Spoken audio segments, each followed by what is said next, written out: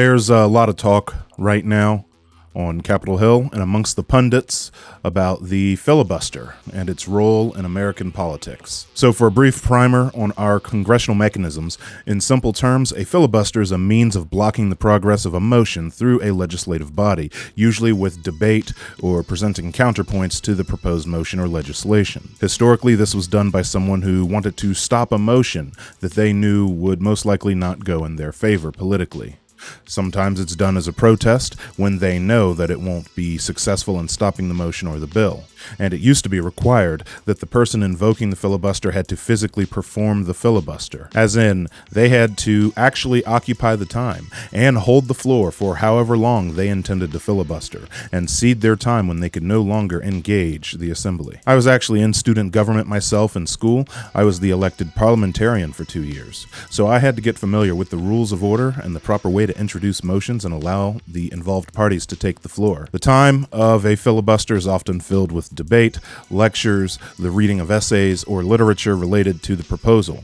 But it's not unusual for someone to resort to increasingly odd and unrelated subjects to hold the floor.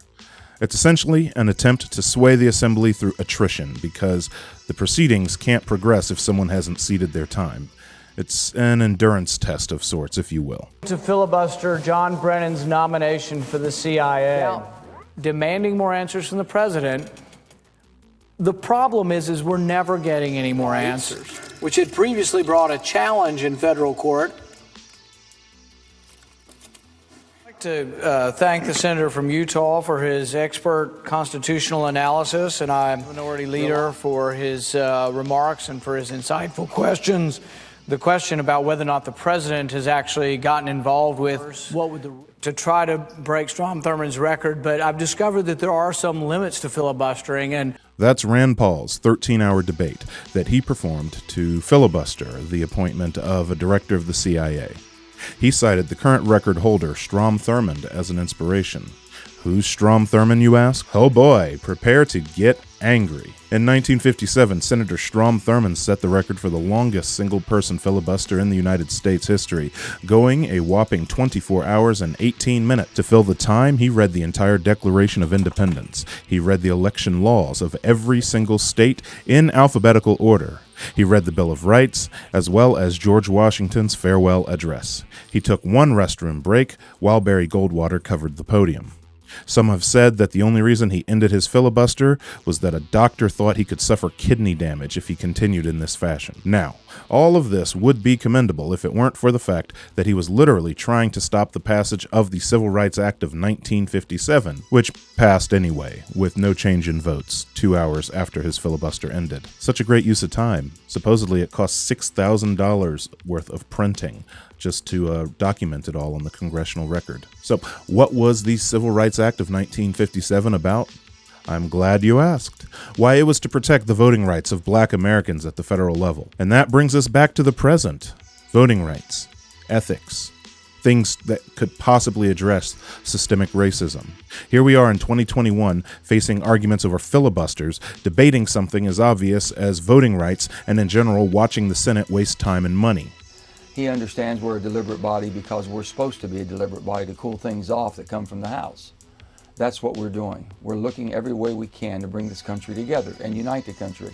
That's what I'm doing. And I think anybody, whether it be a Democrat or a Republican that's sitting today in the Senate, knows who I am. And I've always been about bipartisanship. I've always tried to work in a bipartisan way, and I've voted in a bipartisan way in the last 10 years of the Senate. So I'm doing what I have always done. Let's unite this country. We don't need to be divided any further. So here we have this melting pink mannequin with a $300 haircut and a face that says, "I've hunted humans for sport." And here he is explaining how now he needs to break from party lines and refuse to vote for the Democrats' proposed voting rights and ethics bill. He's also signaling his opposition to abolishing the filibuster. After all, why worry about the Republicans taking power when the Democrats will happily fight themselves when they're in power? Now, this is so stupid. Honestly, I've wanted to dissolve the Senate for some time, and for that matter, we can do away with the executive branch as well. And if asked why I have this stance, I would just casually wave my hand in the general direction of Washington, D.C., and point to the fact that we are now having the same slow as molasses inching towards progress that we saw 64 years ago. Given how aggressively entrenched legislators oppose any real systemic change, it could be argued that the filibuster has outlived its usefulness, and to that end, it needs to go.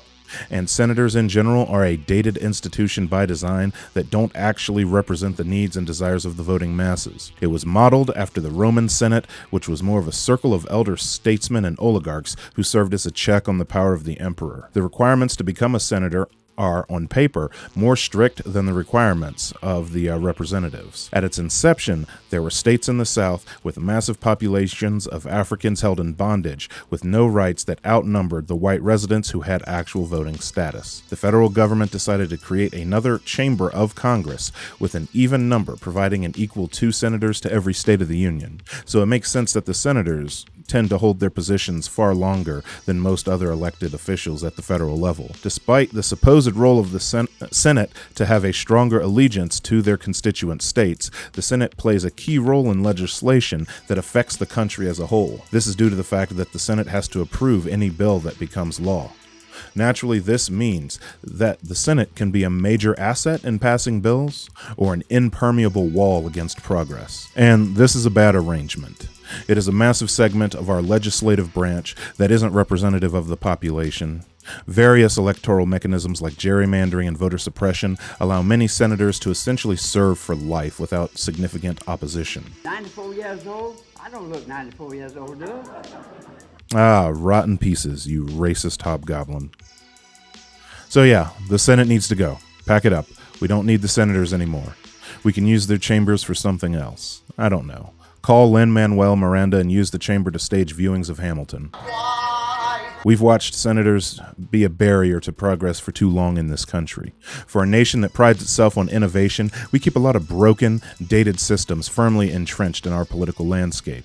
And society in general could do with trimming off some fat. This could even be an easy sell to the hardcore right-wingers and the ANCAPs. Just tell them that we could claw back $17 million of taxpayer money just from the salaries alone. That doesn't even cover all of their security details, meal allowances, transportation per diems, their free postage, telecommunications, and charges for their offices. It would be a net gain. Every day it's made more clear that the Senate and the filibuster is obsolete and needs to be abolished.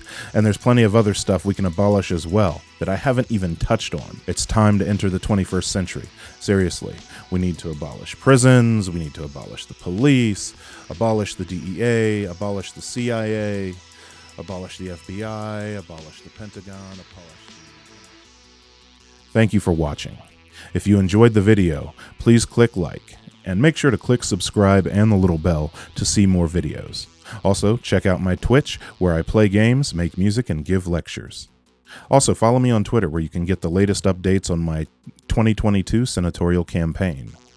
And if you're so inclined to support the channel, I do have a Patreon. Thanks again.